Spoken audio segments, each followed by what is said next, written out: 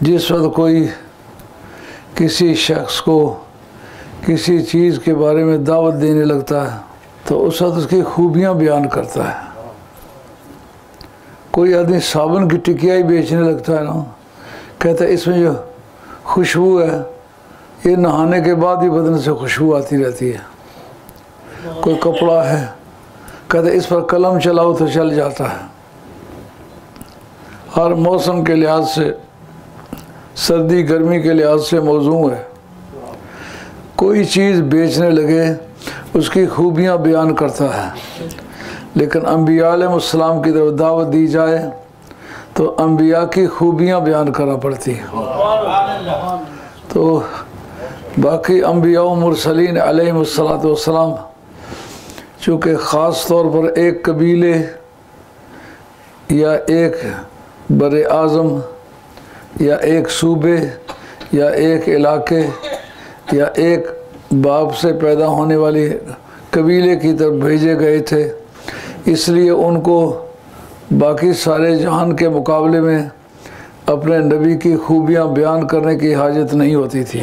مگر سرکار تاجدار مدینہ علیہ السلام جب تشریف لائے، وہ سارے رسول جن پر کتابیں اتری ان کو انبیاء و مرسلین میں سینئر مانا جاتا ہے، صاحب کتاب.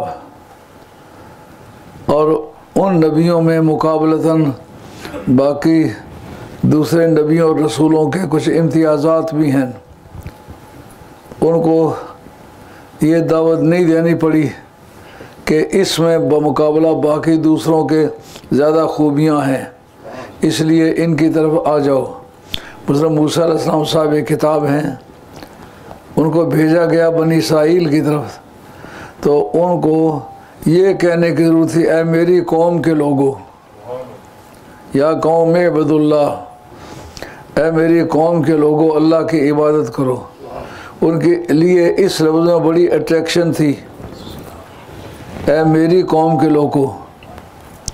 لیکن سرکار تاجدار مدینہ علیہ السلام جب تشریف لائے تو وہ کسی خاص قبیلے کی طرف نہیں تشریف لائے تھے، بلکہ پوری کائنات کے لیے تشریف لائے تھے. وہ اِسْتَإِلَى الْخَلْقِ كَافَّةً، سرکار نے فرمایا کہ میں صرف انسانوں کی طرف نہیں، صرف جنوں کی طرف نہیں، صرف ملائکہ کی طرف نہیں، بلکہ جس پر مخلوق کا لفظ استعمال ہوتا ہے ان سب کی طرف میں بھیجا گیا ہوں.